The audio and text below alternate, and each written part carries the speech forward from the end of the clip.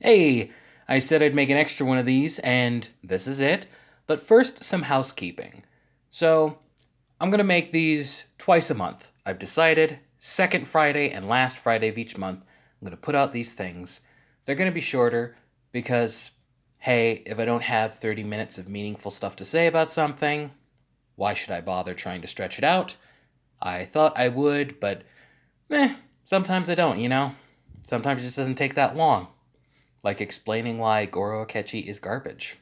Or why I'm confused about the Shadowrun Hong Kong DLC, which is what this is about.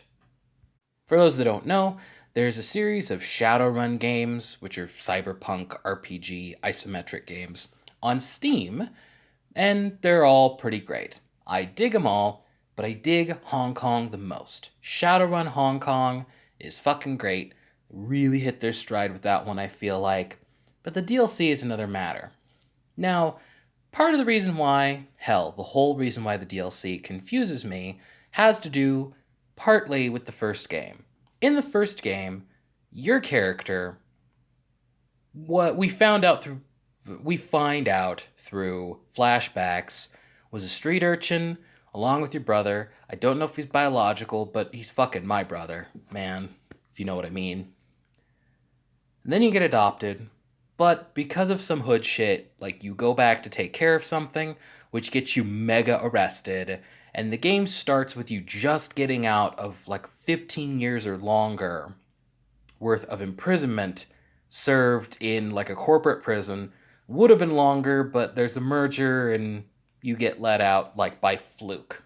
And once you're let out, you get a video message from your adoptive father saying, hey, please come to Hong Kong. I need help. And it's a great hook. And then you go. You reunite with your brother who's grown up and become a cop. And he's all like, hey, where were you, you motherfucker? And you get to tell him, I was fucking stuck in a deep, dark hole in some corporate prison somewhere. So lay off.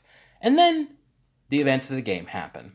And during the events of the game, you become a Shadowrunner, your brother gets burned and becomes a Shadowrunner as well, and you meet allies and get in with like a cool crime boss who is really flavorful, and props to whoever made her, even though I saw the behind scenes stuff and I know.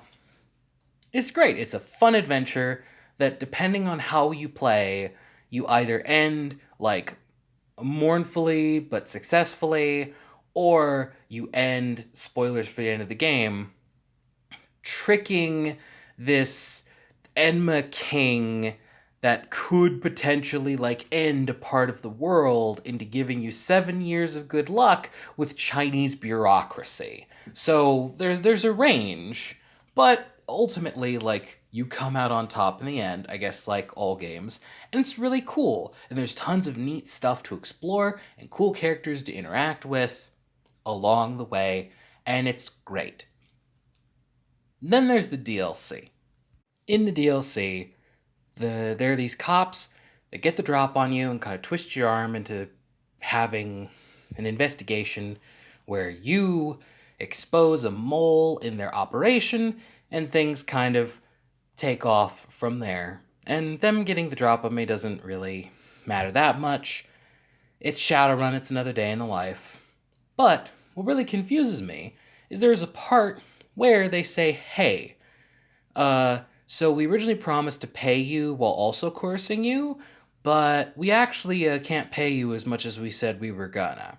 And the game lets you say, I remember because I said it, there's nothing better than money, what the fuck are you talking about? Because they say, oh, we can offer you something better. And that something better is your old life back. This is what confuses me. Because early on in the DLC, the cops say, we've been watching you for a long time. We know about you.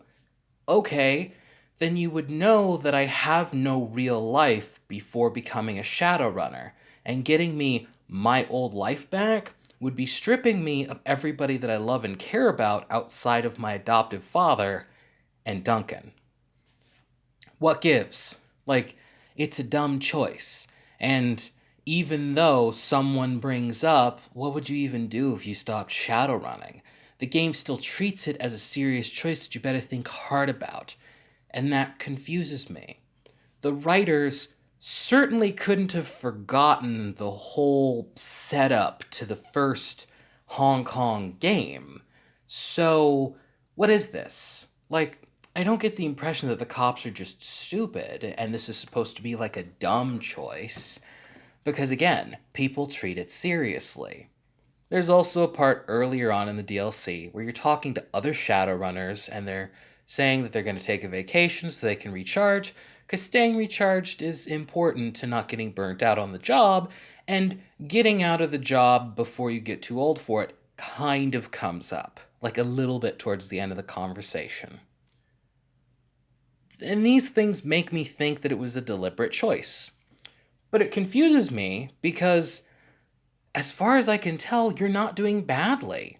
Yeah, sure, you've been coerced into working for the cops to out one of their moles or something, but honestly, again, like, Shadowrunners get put in shitty situations with shitty Johnsons all the time. So, to me, that's just normal. And you're able to take on other jobs while you're doing this, so it's not even like it's hurting your career all that much. So, I don't get it. It'd be one thing if this took place like way later into the future and you're getting older and shit's just getting rough or rougher since, Shadowrunning is kind of a crapshoot even at the best of times. So, if you were in a place where you're getting tired and haggard and you couldn't handle it anymore, and the game was about things getting super desperate and then being given the chance to like leave it all behind, but also leaving behind some of the good things that you're still clinging on to, and it was this bittersweet end, that could have been interesting. But I don't think it takes place that much farther in the future. If you got the best ending from Shadowrun Hong Kong, then you're probably still riding high off of that luck magic, and even if you're not, you still beat an Enma King, and that's what they call it, and are in with a prominent crime boss in the area. It just doesn't make any sense to me. Now, something dramatic did happen when I made the choice that I thought was a no-brainer and said, "No, I don't want my old life back, you idiot." Duncan did get really upset with me. So upset that he left my party. Just stone cold left. And that really hit me. That really hurt. And if it had been communicated that, like, the offer included Duncan or something, maybe I could have seen it being a harder choice. But I didn't get that impression. I thought it was just me. And even still, like, that's still kind of a bad deal. I mean, I might have done it for Duncan, because Hong Kong does a really good job of building him as my brother. He is my brother. But I thought it was just me, and it came to me totally out of left field that he just would get pissed and leave. And it was definitely a really downer way to end the DLC. But the cops thinking that you would want your old life back doesn't make any sense.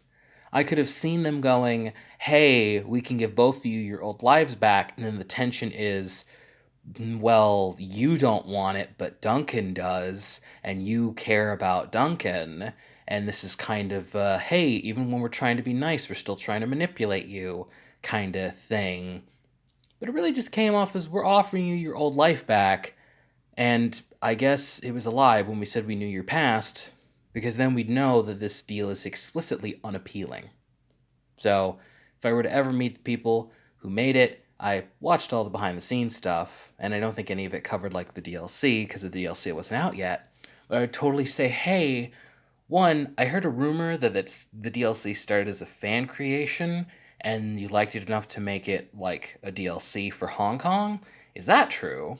And if that rumor's true, does that explain why this thing in the writing doesn't make sense? Because the rumor teller said, oh no, but they specifically wrote, like, the part about choosing your old life in there.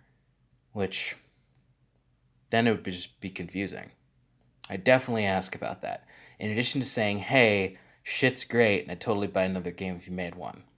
But they probably get that one a lot. That's my confusion with the Shadowrun Hong Kong DLC. I'm still working on Treasure Takers, obviously. Should have the first video, like the first session, out in about a month or so, if things continue to go swimmingly, which I feel they will. Like, comment, and subscribe. Just kidding. I mean, unless you want to. Send money, actually. Okay, I'll take the like, whatever. Nothing? Hard bargain, hard bargain. Okay, outro's too long already, so I'll see ya.